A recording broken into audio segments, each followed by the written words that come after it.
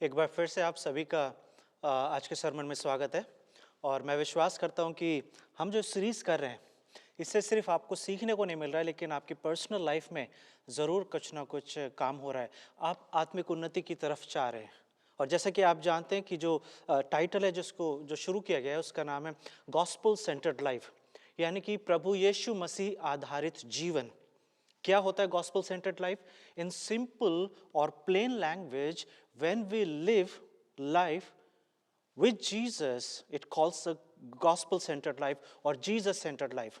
मतलब कि यीशु की शिक्षाओं को, यीशु की बातों को जब हम हमेशा याद रखते हैं, उन बातों को हम अपने जीवन में एप्लीकेशन के रूप में लेते हैं, सिर्फ सुनते नहीं हैं। जैसे यीशु मसीह जब दो व्यक्तियों की कहानी सुना रहे हैं कि एक समझदार था, एक मूर्ख था, तो वहाँ पे यीशु मसीह बोल रहे हैं कि समझदार वो है जो सिर्फ सुनता नहीं है, लेकिन सुन के उसके ऊपर काम करता है। और जब हम गॉस्पल की बातों को, जब हम बाइबल की बातों को, परमेश्वर के संदेश को जो बाइबल में मिलता है, जब उसे सुन के उस पर काम करने लगते हैं, उसके हिसाब से जीने लगते हैं, उसको बोलते हैं the person who lives gospel centred life. यानी कि वो एक ऐसा व्यक्ति है जो सुसमाचार आधारित जीवन जीता है।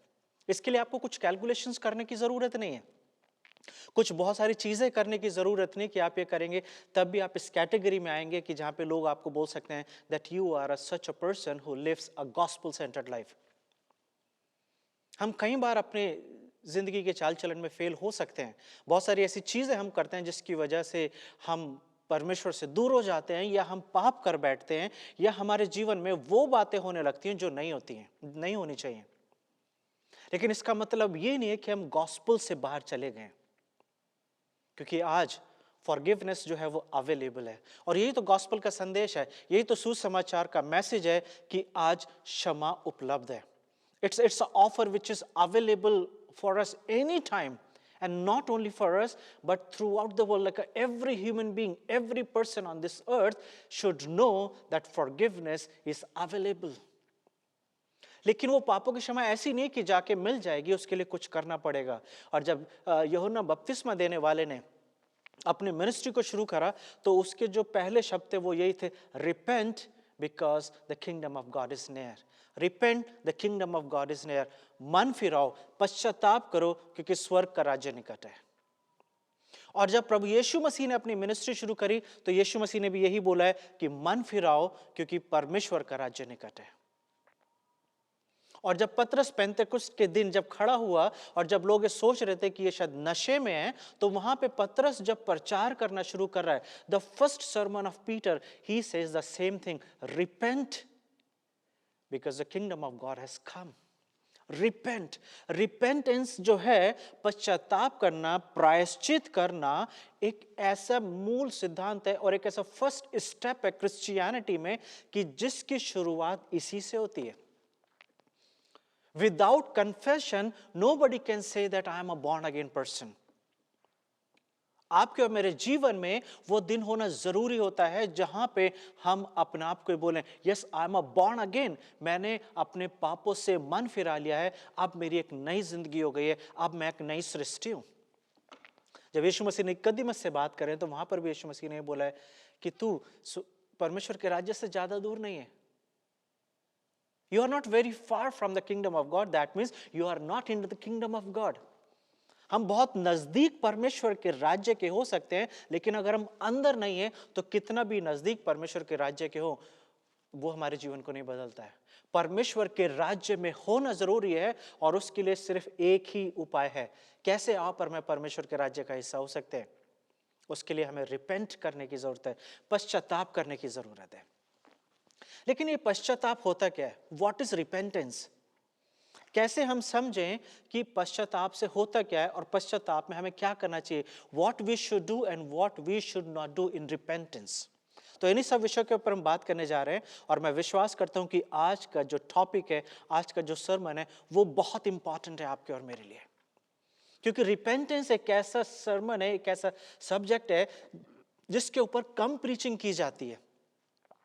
प्रॉस्पेरिटी की प्रीचिंग जरूर की जाती है, बदलाव की प्रीचिंग जरूर की जाती है, हमें हमारे लिए परमेश्वर का प्रेम अवेलेबल है, इसकी प्रीचिंग बहुत की जाती है, परमेश्वर अनुग्रहकारी है, इसकी प्रीचिंग बहुत की जाती है, हमारे परमेश्वर ने हमारा उद्धार कर दिया है, इसकी प्रीचिंग की जाती है, हम स्वर्ग जाने वाले हैं, इसकी प्रीचिंग की जाती है। लेकिन बहुत कम जगहों पे, बहुत कम चर्चेस में, बहुत कम पुलपिट से इस बात की प्रीचिंग की जाती है कि रिपेंटेंस जो है, इट्स अ की टू एंटर इनटू हेवन। पश्चाताप एक वो कुंजी है, एक वो चाबी है जिसके माध्यम से, जिसके थ्रू आप और मैं स्वर्ग में प्रवेश कर सकते हैं, आप और मैं परमेश्वर के राज्य का हिस्सा हो सकते हैं। तो आइए दुआ करें और परमेश्वर से बोलेंगे, परमेश्वर ये क्या टॉपिक है जो हम आज सुनने वाले हैं, क्या ये सब्जेक्ट, क्या ये संदेश आज मेरे लिए है? अगर है तो परमेश्वर मदद करे कि मैं इसे अच्छे से समझ सकूं। और मैं आपको गारंटी देता हूं कि परमेश्वर का आत्मा आपको ये बताएगा और ये सिखाएगा कि आज का संदेश आपके लिए है। आइए हम दुआ करें। प्रभु जी, एक बार फिर से हम अपने आप को आपके हाथों में देते हैं और जिस टॉपिक के ऊपर प्रभु हम बात करने जा रहे हैं, उसके लिए प्रभु हम यही दुआ करते हैं कि आप हमारी मदद करें ताकि इसकी वैल्यू को समझ सकें, इसके सिद्धांत को समझ सके। प्रभु, जब हम प्रायश्चित की बात कर रहे हैं, पश्चाताप की बात कर रहे हैं, रिपेंटेंस के बारे में बात कर रहे हैं, ताकि प्रभु हर एक जन जो अपना आप को मसीही बोलता है, क्रिश्चियन बोलता है, वो इसके वैल्यू को समझ सके प्रभु जी, और अपने जीवन को सही तरीके से जांच सके। आप हमसे बातचीत करें, यीशु मसीह के नाम से इस दुआ को मांगते हैं, आमीन। जब रिपेंटेंस की बात की जाती है, पश्चाताप की बात की जाती है, तो इसको लेके दुनिया भर में बहुत सारी तरीके के विचार हैं। बहुत कुछ लोग करते हैं पश्चाताप करने के लिए, लेकिन बाइबल इसके बारे में क्या बोलती है? तो अगर आप ध्यान से देखेंगे तो बाइबल जो है इसको दो कैटेगरीज में रखती है। Repentance have only two categories. It has only two categories. You can't put the repentance in third and fourth category. Two categories. Number one category is called the worldly repentance, सांसारिक पश्चाताप, और दूसरा है आत्मिक पश्चाताप, यानी कि godly repentance. So worldly repentance and godly repentance. Godly repentance वो होता है जहां पे गॉड के व्यू के अनुसार, गॉड की अंडरस्टैंडिंग के अनुसार अपने पापों को ध्यान में रखते हुए पश्चाताप किया जाता है। और वर्ल्डली रिपेंटेंस के लिए जो दूसरा शब्द हो सकता है वो हो सकता है people centred living. What is worldly repentance? सांसारिक पश्चाताप क्या है? पीपल सेंटर्ड लिविंग, यानी कि लोगों को ध्यान में रखते हुए पश्चाताप करना, या इसके लिए एक और शब्द हो सकता है self centred living. Self centred living यानी कि अपने आप को ध्यान में रखते हुए पश्चाताप करना। क्या मतलब होता है इस बात का? पिछली बार हम एक शब्द का इस्तेमाल कर रहे थे और वो शब्द था काउंटरफीट। काउंटरफीट मतलब कि नकली या बनावटी, या एक ऐसी चीज जो असली नहीं है। और काउंटरफीट जो है ये अक्सर काउंटरफीट करेंसी यानी कि नकली नोटों के संदर्भ में, उसके कॉन्टेक्स्ट में ये वर्ड इस्तेमाल किया जाता है। और ये वर्ड जो है आज इस संदर्भ में भी इस्तेमाल किया जा सकता है, रिपेंटेंस के उसमें भी इस्तेमाल किया जा सकता है, जिसे बोला जा सकता है काउंटरफीट रिपेंटेंस या फॉल्स रिपेंटेंस, जो सांसारिक पश्चाताप है। अगर आप मेरे साथ निकालेंगे दूसरा कुरिन्थियों, book of 2 Corinthians, and if you read chapter 7, दूसरा कुरिन्थियों उसका 7वां अध्याय, और अगर मैं उसके सिर्फ 9 और 10 को पढ़ूं और 10वीं वर्ष की लास्ट आयत को पढ़ूं तो वहां, और 10वीं वर्ष में पूरी पढ़ देता हूं आपके लिए। वहां पे ऐसे लिखा हुआ है, क्योंकि परमेश्वर भक्ति का शोक ऐसा पश्चाताप उत्पन्न करता है जिसका परिणाम उद्धार है। सो गॉडली रिपेंटेंस प्रोड्यूसेस सैल्वेशन। लेकिन सांसारिक उद्धार क्या है? सांसारिक पश्चाताप क्या है? वहां पे लिखा हुआ है, और फिर उससे पछताना नहीं पड़ता, परंतु सांसारिक शोक मृत्यु उत्पन्न करता है। The worldly repentance produces death. English में भी मैं पढ़ देता हूं 10वें वर्ष को। यहां पर ऐसे लिखा हुआ है, for godly grief produces a repentance that leads to salvation and brings no regret, but worldly grief produces death. सांसारिक पश्चाताप जो है वो मृत्यु को लेकर आता है। So what is worldly grief या और वर्ल्डली रिपेंटेंस? सांसारिक पश्चाताप क्या है? सांसारिक पश्चाताप है where you care about men's opinion rather than God's opinion. सांसारिक पश्चाताप के लिए एक दूसरा शब्द इस्तेमाल किया जा सकता है, वो शब्द है रिग्रेट। रिग्रेट का मतलब पछताना, और किस बात के लिए पछताना? कि जो मैंने कर दिया है अब लोग इसके बारे में क्या सोचेंगे, what people think about me. परमेश्वर का जो भक्ति है यानी कि गॉडली ग्रीफ, परमेश्वर शोक जो है, भक्ति शोक जो है, परमेश्वर जो गॉडली ग्रीफ है, उसमें यह सोचा जाता है what God will think about me, परमेश्वर मेरे बारे में क्या सोचेगा। लेकिन वर्ल्डली रिपेंटेंस जो है, सांसारिक पश्चाताप जो है, उसमें यह सोचा जाता है कि लोग मेरे बारे में क्या सोचेंगे। और बहुत सारी विधियां जो है हमारे समाज में पाई जाती है। अगर मैं आपको शुरुआत करूं जिस देश से मैं आता हूं, उस देश में वर्ल्डली ग्रीफ या वर्ल्डली रिपेंटेंस को बड़े अलग तरीके से देखा जाता है। जब लोगों को इस बात का एहसास होता है कि वो पापी हैं, या उनके जीवन में मोक्ष की जरूरत है, या उनका जीवन बहुत अच्छा नहीं चल रहा है, या कहीं ना कहीं उनके जीवन में पाप या समस्या है, तो उसके उद्धार के लिए, उसकी मोक्षी प्राप्ति के लिए जानते हैं लोग क्या क्या करते हैं? आप जानते हैं जिस देश से मैं आता हूं, वहां पे लोग बहुत कुछ करते हैं, जैसे कि they give free food, they distribute free food, free में खाना खिलाया जाता है। वो एक दूसरे की मदद करते हैं, गरीबों की मदद की जाती है, उन्हें खाना खिलाया जाता है, उनको कपड़े दिए जाते हैं, जानवरों को खाना खिलाया जाता है, उनकी देखभाल की जाती है, उनको दूध पिलाया जा रहा है, उनको ब्रेड खिलाई जा रही है, कबूतरों को दाना डाला जाता है। बहुत सारी ऐसी चीजें की जाती हैं जिसके करने के द्वारा वो अपना जो सांसारिक रिग्रेट है, जो वर्ल्डली रिपेंटेंस है, उसको दिखा सके, so that they may attain salvation. ऐसा बोला जाता है कि आपके अगर पाप ज्यादा हैं तो इतने ज्यादा पुण्य के काम करो, इतने ज्यादा अच्छे काम करो, ताकि आपके पाप जो है उससे ज्यादा, अगर ये वेइंग मशीन है और एक तरफ आपके पाप रखे हुए हैं, तो दूसरी तरफ इतने अच्छे काम करो कि आपके अच्छे कामों का पलड़ा जो है वो भारी हो जाए, so that on a weighing scale your good work may go higher, so that it may cover your bad deeds. So do lot of good work, बहुत सारे अच्छे काम करने हैं ताकि वो पाप जो है वो कवर हो जाए। क्यों रिग्रेट फील किया जाता है? रिग्रेट फील इसलिए किया जाता है, पछताते इसलिए हैं कि कुछ गलत हो गया है, और वो गलत जो है अब लोग उसको कैसे देखेंगे। पिछले हफ्ते हम यही देख रहे थे, when we were talking about the Ananias and Sapphira, that they felt so regretted that why they did that, and Ananias died immediately. हनन्याह जो है वो उसी वक्त मर गया, क्योंकि उसे अब वो चीज बर्दाश्त नहीं हो रही थी कि कैसे मैं लोगों को देखूंगा, लोग मेरे बारे में क्या सोचेंगे। बहुत बार हमारे मसीह समाज में भी, हमारे क्रिश्चियन वर्ल्ड में भी इस तरीके की बातें पाई जाती हैं, जहां पे वर्ल्डली रिपेंटेंस देखा जाता है। And always remember, worldly repentance यानी कि सांसारिक शोक जो है, यह सांसारिक पश्चाताप जो है, वो सिर्फ मृत्यु को ही लेके जाता है, मृत्यु की तरफ लेके जाता है। आपको पता है ज्यादातर लोग सुसाइड क्यों करते हैं? Why people kill themselves? Why people die? लोग इसलिए सुसाइड करते हैं, अपनी जान ले लेते हैं, क्योंकि कहीं ना कहीं उनसे ऐसी गलती हो जाती है जिसको वो फेस नहीं कर सकते हैं। वर्ल्डली ग्रीफ वो होता है, सांसारिक पश्चाताप वो होता है, जहां पे व्यक्ति को इस बात का एहसास होता है, इंसान को इस बात का एहसास होता है कि मेरे से ये जो गलती हो गई है अब ये सुधारी नहीं जा सकती। I can't go in past and fix my problem.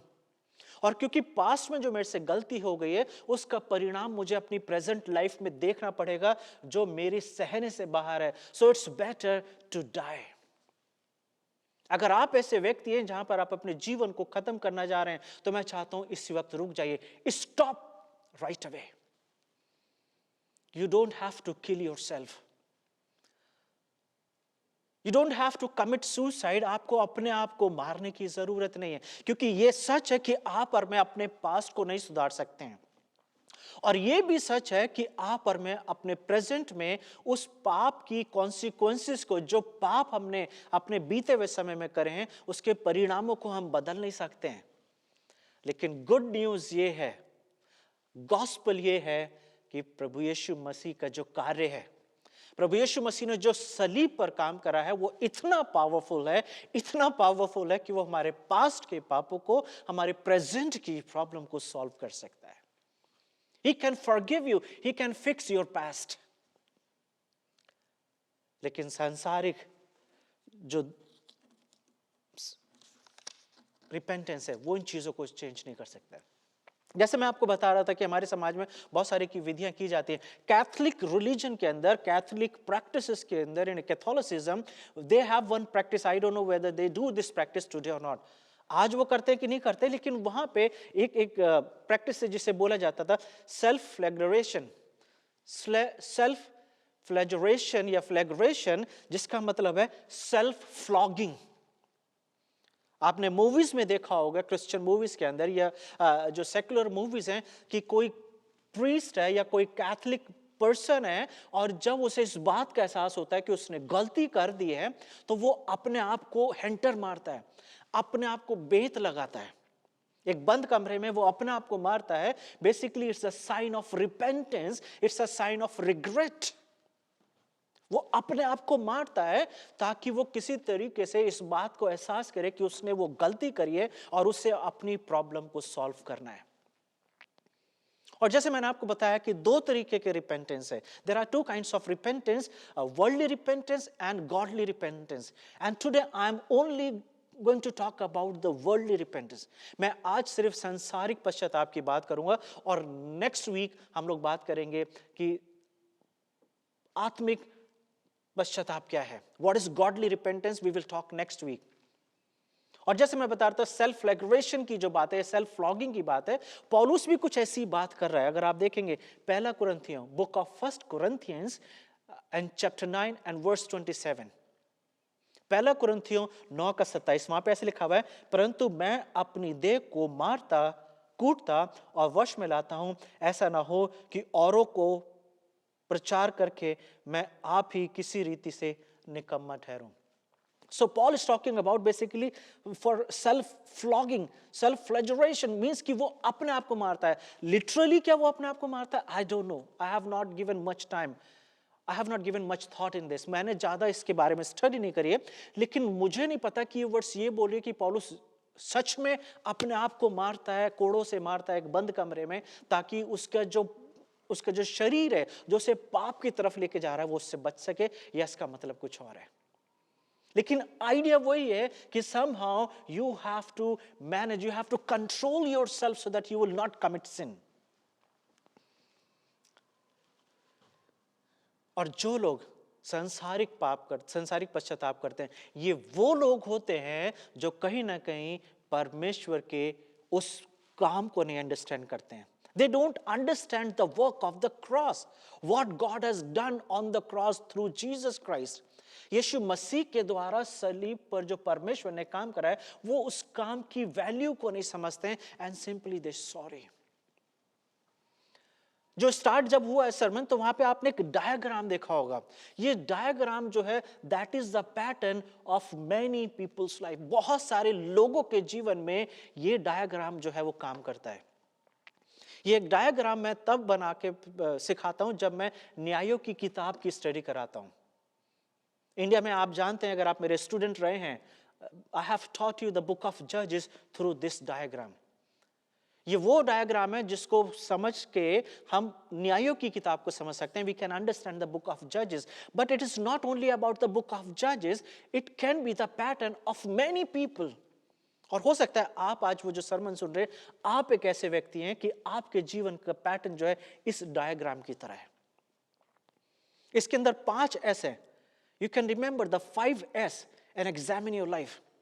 न्यायों की किताब में जब इजरायली लोग वाचा के देश में आ गए हैं, when they settled in the promised land, तो वो परमेश्वर की वो जो बातें हैं वो धीरे धीरे भूलने जा रहे हैं। और फिर वो क्या कर रहे हैं, अपने जो पड़ोसी मुल्क है, जो आसपास की नेबरिंग कंट्रीज है, नेबरिंग पीपल है, उनके साथ मिक्सअप हो रहे हैं, उनके ईश्वरों की पूजा कर रहे हैं, उनके ईश्वरों की आराधना कर रहे हैं, अपने बेटियों को वहां पे शादी के लिए दे रहे हैं और उनकी बेटियों को ले रहे हैं ताकि उनके बेटों की शादी हो सके। So we can say that they are mingling with the non Jewish people और नॉन हिब्रू पीपल।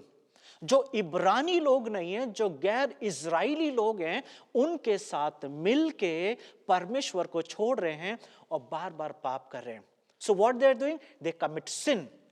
और जब पाप करते हैं तो परमेश्वर जो है, कई बार ये शब्द जो है इंग्लिश की बाइबल में आया और हिंदी की बाइबल में आया है, जहां पे ये वर्ड लिखा हुआ है कि परमेश्वर ने इजराइलियों को पलिश्तियों के हाथ या उनके हाथ बेच दिया। God sold them into the hand of Palestinians. तो जब वो पाप कर रहे हैं तो वो गुलामी में जा रहे हैं, फलिश्तियों की गुलामी में जा रहे हैं। और जब वो गुलामी में जाते हैं, they commit sin and because of the sin they go into slavery. Slavery मतलब कि गुलामी में जा रहे हैं। और जब गुलामी में जाते हैं, they start showing the supplications to God, they start giving their supplications to God. वो परमेश्वर को विनती करने लगते हैं, रिक्वेस्ट करने लगते हैं कि हे प्रभु, हमसे गलती होगी, हे यहोवा, we have committed sin against you. हमने तेरी विधियों को नहीं माना, हम तेरे व्यवस्था को भूल गए, हमें ये चीजें नहीं करनी थी। Please forgive us and give us another chance. So first as they commit sin, the second as they go into slavery, and the third as they raise their supplications. अपनी बिनती, अपने निवेदन वो परमेश्वर के सामने रखने लगते हैं। और जब परमेश्वर, जैसा कि हम जानते हैं, दया का धनी है, he raises a judge. और न्याय की किताब में एक नया जज आता है जिसको मैंने बोला है अ सेवियर, यानी कि उनको छुड़ाने वाला। और फिर वो सेवियर जब आता है, उनको छुड़ाने वाला जो आता है, जो न्याय आता है, जो फोर्थ ऐसे, फिर वो जाके एक वॉर लड़ता है और गॉड उस वॉर में, परमेश्वर उस वॉर में उन्हें जीत दिलाते हैं और फिर वो गुलामी से आजाद हो जाते हैं। और जब गुलामी से आजाद हो जाते हैं तो फिफ्थ एस जो है, जहां पे साइलेंस है, वो क्या होता है कि जब गुलामी से बाहर आ गए तो वहां पे आप देखेंगे न्यायों की किताब में कि बार बार लिखा हुआ है, फिर 30 साल की शांति रही, फिर 20 साल की शांति रही, फिर 6 महीने की शांति रही, फिर 15 साल की शांति रही। तो वो शांति का मतलब ये है, they are quite people, they are not committing any sin. वो किसी तरीके का पाप नहीं कर रहे हैं, लेकिन वो परमेश्वर के साथ कुछ दिन तक ठीक चलते हैं जब तक वो न्याय रहता है। और उसके बाद जब वो न्याय मर गया या वो जज जो है if no more in action, तो वो फिर से start doing the same thing. So they commit sin, sin leads to them slavery, and in slavery they raise their supplications, and through the supplication God always brings a savior for them, one of the judge, and because of the savior or the judge, they are free from the slavery, from the bondage, from that captivity। और उसके बाद silent period है। They are so silent that कि अब वो किसी तरीके का पाप नहीं कर रहे हैं, but quietly they are living their life। लेकिन कुछ समय के बाद वो साइकिल फिर से रिपीट होता है। तो ये जो आप अपने स्क्रीन पे देख रहे हैं, ये साइकिल, ये 12 बार रिपीट हुआ है न्यायों की किताब में। क्योंकि न्यायों की किताब में 12 जजेस आए हैं और वो 12 जजेस के समय में ये 12 बार रिपीट हो रहा है। लोग पाप कर रहे हैं, गुलामी में जा रहे हैं, दुहाई दे रहे हैं, विनती कर रहे हैं। परमेश्वर एक व्यक्ति को भेजता है, एक जज को भेजता है और वो उनको छुड़ाता है और फिर शांति का माहौल हो जाता है। But maybe in the book of Judges is repeating 12 times, but in your life, in my life, maybe in the life of people, और आप ऐसे लोगों को जानते हैं कि जिनकी जिंदगी का ये पैटर्न बन गया है, they keep doing this। लोग हर साल कहीं जाके अपने पापों को साफ कर लेते हैं, या तो कहीं नहाने के द्वारा वो अपने पापों को साफ कर लेते हैं, या कुछ खाने के द्वारा अपने पापों को साफ कर लेते हैं, या कहीं जाके आराधना कर लेते हैं, पूजा कर लेते हैं, विनती निवेदन कर लेते हैं, या कहीं पे कुछ चढ़ावा चढ़ा देते हैं और उन्हें ऐसा लगता है कि पाप क्षमा हो गए, the slate is clean, my paper is clean, let's start the life once again. और फिर से वो पाप करते हैं और 1 साल के बाद फिर से वो कहीं ना कहीं किसी पिलग्रिम पे होकर आते हैं और वो फिर से ये बिलीव करते हैं कि वो फिर से क्षमा किए जा चुके हैं। और चर्चेस में भी ऐसे लोग हैं। इसलिए पौलुस बोल रहा है रोमियंस के खत में कि क्या हम पाप बार बार करते रहे क्योंकि अनुग्रह अवेलेबल है? Because grace is available, can I should keep committing sin? क्या मुझे बार बार पाप करते रहना चाहिए? Should I keep committing sin क्योंकि ग्रेस इज अवेलेबल, क्योंकि अनुग्रह अवेलेबल है? तो क्या हम पापों को करते रहें? आप किस कैटेगरी में अपना आप को देखते हैं? क्या आप ऐसे व्यक्ति हैं जो रिपेंटेंस का मतलब नहीं समझ रहे हैं, या आप ऐसे व्यक्ति हैं जिन्हें यही नहीं पता है कि आपने रिपेंटेंस कराए कि नहीं कराया, रिपेंट कराए कि नहीं करा? जैसे मैंने आपको बताया कि worldly grief leads to destruction, leads to death. अगर आप मत्ती की किताब निकालेंगे, बुक ऑफ मैथ्यू, आप देख सकते हैं मेरे साथ,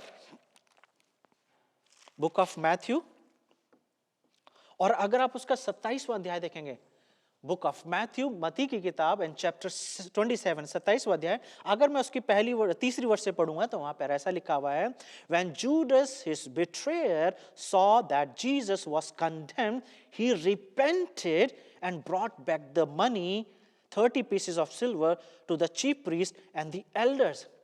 यहूदा इस्करियोती के बारे में लिखा हुआ है कि जब उसे इस बात का एहसास हुआ, when he repented, यहां पे इंग्लिश की वर्ड में रिपेंटेड आया है और हिंदी की बाइबल में आया है कि जब वो पछताया, जब यहूदा इस्करियोती को ये देख के उसे पछतावा हुआ कि यीशु मसीह के साथ क्या हो रहा है, तो वो 30 चांदी के सिक्कों को लेके हाई प्रीस्ट के पास गया, चीफ प्रीस्ट के पास गया और उसे बोला कि ये पैसे ले लो और यीशु को छोड़ दो। चौथी वर्ष में बोलता है, he said, I have sinned by betraying innocent blood. मैंने एक ऐसे व्यक्ति को जो जिसके जीवन में पाप नहीं, जिसने कोई गलती नहीं करी है, उसको मैंने पकड़वा दिया है। But they said, what is that to us? See to it yourself. कि तूने तो ये काम कर दिया, now it's your problem. अगर तुझे पछतावा हो रहा है, if you feel regret, तुझे इस बात का एहसास हो रहा है कि तूने गलती करी, that is your problem. लेकिन उसके बाद उसका हुआ क्या? What Judas did? बाइबल स्पष्ट रूप से बताती है कि वो बाहर गया और उसने एक जमीन खरीदी और उस जमीन पे उसने अपने आप को फांसी लगा ली। He committed suicide. क्या ये रिपेंटेंस गॉडली रिपेंटेंस था या वर्ल्डली रिपेंटेंस था? आप और मैं जानते हैं, पौलुस इस बात को साफ बोल रहा है 2 कुरिन्थियों के 7वें चैप्टर में, 2 Corinthians chapter 7 and verse 10, परंतु सांसारिक शोक मृत्यु पर करता है, but the worldly repentance leads to death, leads to the death. क्या आपने अपने जीवन में सही तरीके से प्रायश्चित करा है? यीशु मसीह जब अपनी मिनिस्ट्री शुरू कर रहे हैं तो वो ये कह रहे हैं, repent because the kingdom of God is near. John the Baptist is saying repent because the kingdom of God is near. तो इसका मतलब ये है, प्रायश्चित जो है मेरे जीवन का सबसे पहला कदम है और ये वो कदम है जिस पे मुझे हमेशा चलने की जरूरत होती है। मैंने इंडिया में जब भी पढ़ाया है वहां पे मैंने हमेशा ये बात सिखाई है that we need to repent every day. रोज रात को सोने से पहले पश्चाताप करना जरूरी है, क्योंकि बहुत सारे ऐसे पाप होते हैं जो हम अनजाने में करते हैं और बहुत सारे ऐसे पाप होते हैं जो हम जान के करते हैं। तो अगर आपको यह पता है कि आपके जीवन में कोई ऐसा पाप है जो बना हुआ है, तो इससे पहले कि आप स्वयं, you have to make yourself right with God. और कैसे अपने आप को हम ठीक कर सकते हैं? By repenting, by realising that I have committed sin, मैंने पाप करा है और मुझे इसकी क्षमा की जरूरत है। तो सोने से पहले हमेशा ये दुआ करने की जरूरत है कि प्रभु आज मैंने वो जो गलती करी है, if you know that then it's better to address that. आपको ये बोलने की जरूरत है कि आपने जो गलती करी है, कन्फेस विद दैट। क्योंकि पिछले हफ्ते हम ये देख रहे थे कि इस संसार में कोई ऐसी चीज नहीं है जो छुपी है। Nothing is hidden in this world, Hebrews 4 says, nothing is hidden in this world from God. तो ये जरूरी है कि हम अपने मुंह से ये कन्फेस करें कि प्रभु मेरे से आज ये गलती हुई है। और कई बार ये कहना भी अच्छा है कि प्रभु जो अनजाने में मेरे से गलती हुई है, प्लीज फॉरगिव मी, क्षमा करें मुझे। अगर पवित्र आत्मा आपके जीवन में काम कर रहा है, then definitely Holy Spirit will guide you and will show you your sin.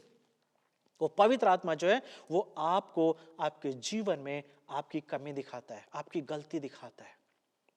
इसलिए नहीं ताकि वो आपको वो कंडम करे, लेकिन इसलिए दिखाता है ताकि आपका जीवन ठीक हो सके, आपका जीवन बेटर हो सके। And that is a ministry of the Holi spirit.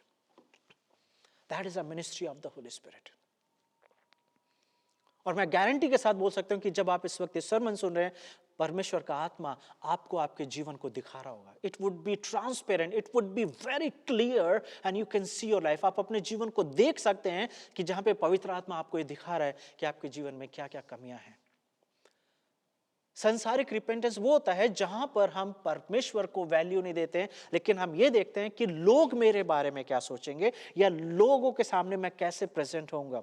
The worldly grief deals with the symptoms not with the disease. मैंने ऐसा लिखा है, सांसारिक प्रायश्चित जो है मेरे होने वाले सिम्टम्स या जो मेरे जीवन में जो घटनाएं चल रही हैं उसको दिखाता है, लेकिन वो घटनाएं क्यों घट रही हैं उसके बारे में नहीं बताता है। मैं क्यों परमेश्वर की तरफ से क्षमा नहीं मांगता हूं, क्यों मुझे इस बात का एहसास होता है कि मुझे माफी मांगने की जरूरत है, क्योंकि मुझे लोगों का डर है। आपको याद होगा उत्पत्ति की किताब में जब यूसुफ के सामने एक सिचुएशन आई जहां पे पोतीफर की वाइफ जो है उसके साथ व्यभिचार करना चाहती थी, तो वहां पे वो जो शब्द जो यूसुफ ने बोले वो शब्दों को हमें ध्यान में देने की जरूरत है। वहां पे उसने बोला है, ये कदाचित ये सही नहीं है कि मैं परमेश्वर के विरुद्ध पाप करूं। It is not right that I should commit sin against God. यूसुफ अगर गलती करता तो डेफिनेटली वो मिस्टेक, वो पाप, वो सिन जो है वो पोटीफर के अगेंस्ट होता, उसकी वाइफ के अगेंस्ट होता, but he put God first. वो कहता है कि ये बिल्कुल भी सही नहीं होगा कि मैं परमेश्वर के अगेंस्ट गलती करूं या परमेश्वर के विरोध में ये पाप करूं। So if you are filled with the fear of God, अगर आप परमेश्वर के भय में जीवन जी रहे हैं, तो जब आप प्रायश्चित करेंगे आपके मन में परमेश्वर का भय हुआ, लोगों का भय नहीं होगा, लोगों का डर नहीं होगा।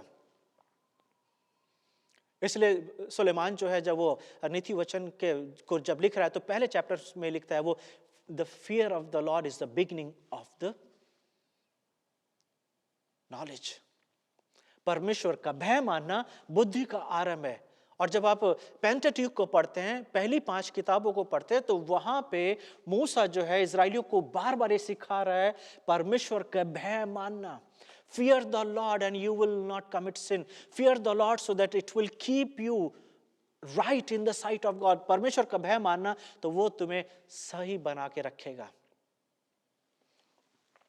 और यीशु मसीह इसलिए लूका की किताब में अगर आप पढ़ेंगे, according to book of Luke chapter 6 and verse 45, लूका उसका 6 और उसके 45 में ऐसे लिखा हुआ है, भला मनुष्य अपने मन के भले भंडार से भली बातें निकालता है और बुरा मनुष्य अपने मन के बुरे भंडार से बुरी बातें निकालता है, क्योंकि जो मन में भरा है वही उसके मुंह पर आता है।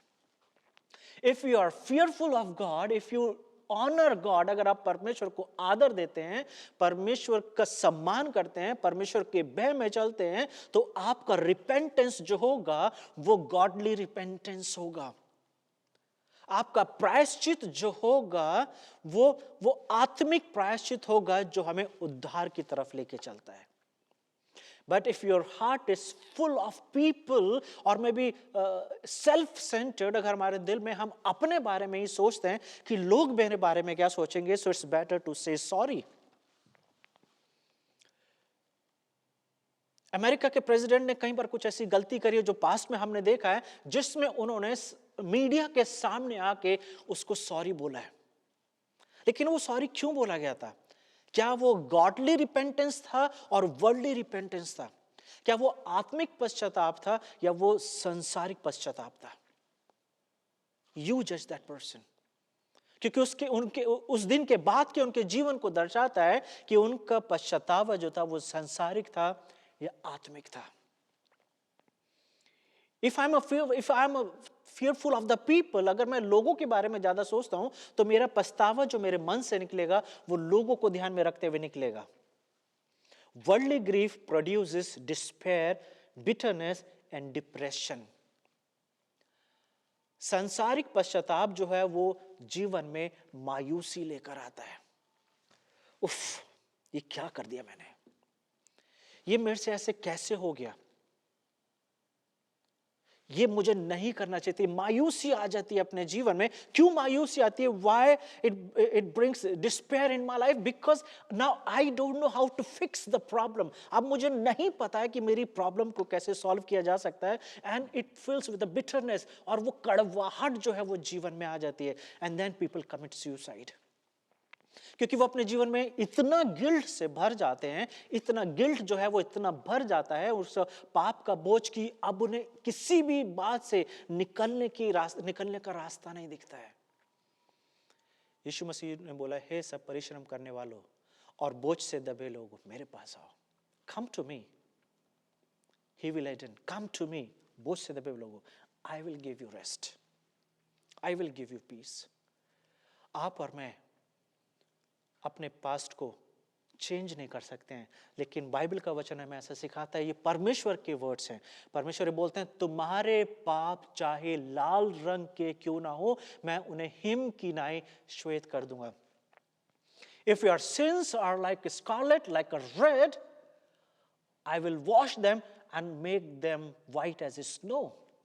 मैं उन्हें इतना साफ कर दूंगा कि तुम्हें तुम्हारे पाप दिखाई भी नहीं देंगे। And that is called the justification. पौलुस इसी की तो बात कर रहा है। When we believe in the gospel, जब हम प्रभु यीशु मसीह पर विश्वास कर लेते हैं, रिपेंट कर लेते हैं, तो परमेश्वर हमें वैसे बना देता है ऐसा जैसे कि हमने कभी पाप करा ही नहीं है। The righteousness of the Jesus, प्रभु यीशु मसीह की धार्मिकता वो हमें पहना दी जाती है। And that is what happens on the cross. सलीब के ऊपर एक एक्सचेंज होता है। अगर आप समझेंगे, सलीब पर हमारे पाप यीशु मसीह के ऊपर डाले जाते हैं और यीशु मसीह की धार्मिकता जो है वो आपको और मुझे दी जाती है। कब? जब हम रिपेंट करते हैं, जब हम रिपेंट करते हैं। और अगर हम रिपेंट नहीं करते हैं, अगर हमारा रिपेंटेंस, अगर मेरा पश्चाताप जो है वो आत्मिक नहीं है, गॉडली नहीं है, then I become the person of despair, bitterness and depression. मानसिक तनाव होने लगता है। कैसे ये चीज हो गई है, ये मैं कैसे कर सकता हूं, या अब मैं क्या करूंगा इसके बारे में। But the godly grief makes us realize of our sinfulness.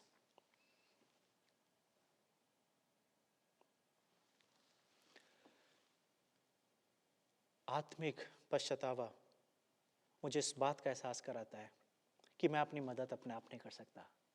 I can help my self, I can't help my self. पाप एक ऐसी समस्या है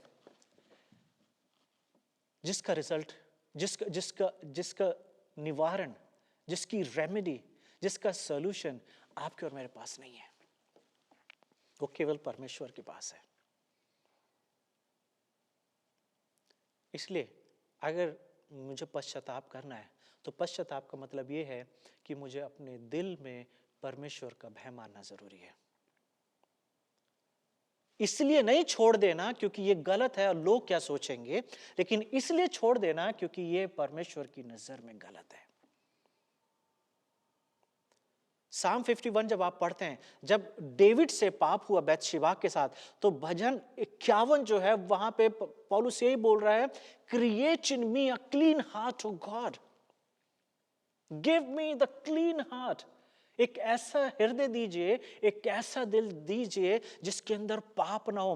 क्यों दाऊद ये दुआ कर रहा है? क्योंकि दाऊद को ये पता है कि पाप का सॉल्यूशन जो है केवल परमेश्वर के पास है। आपके और मेरे पास नहीं है। परमेश्वर चाहता है कि हमारे जीवन में आत्मिक पश्चाताप हो। Because God wants us to run to the cross.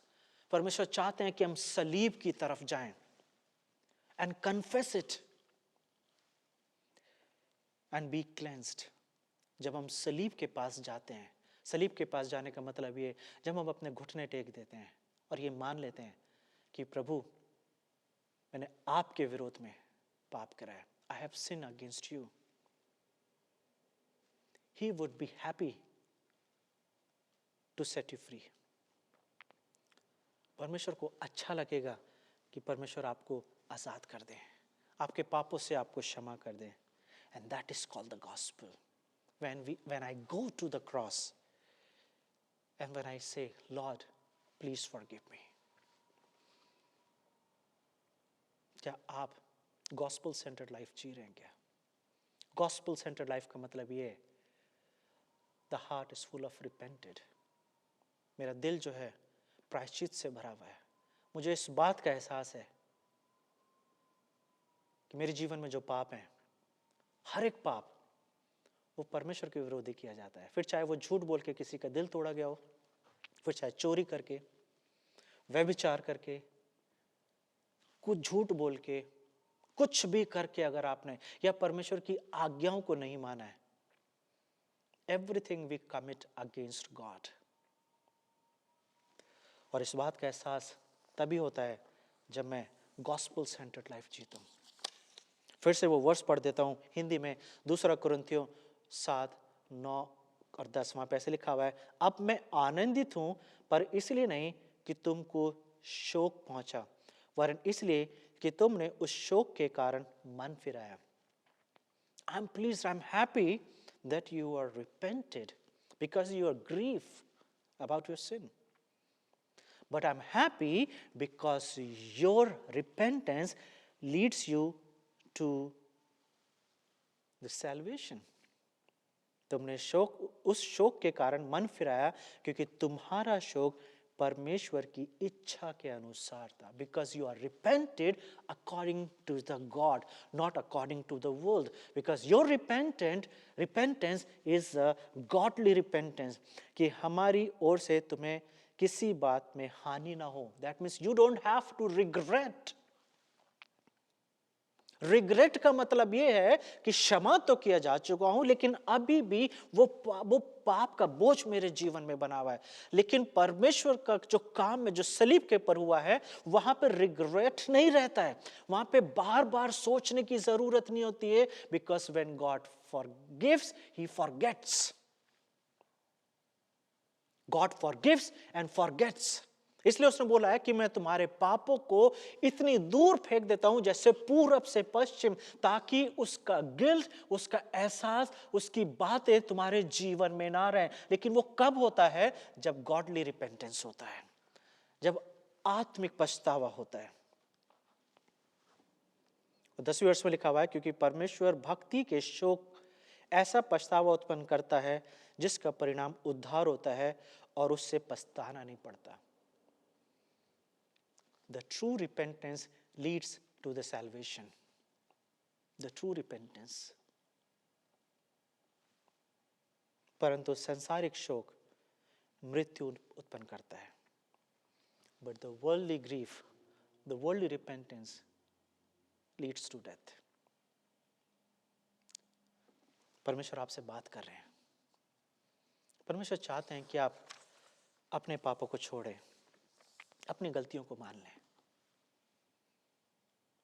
परमेश्वर से अगर बचना है, परमेश्वर के गुस्से से बचना है, परमेश्वर के क्रोध से बचना है, if you want to be saved from the wrath of God, then only one person can save you, and that is God himself.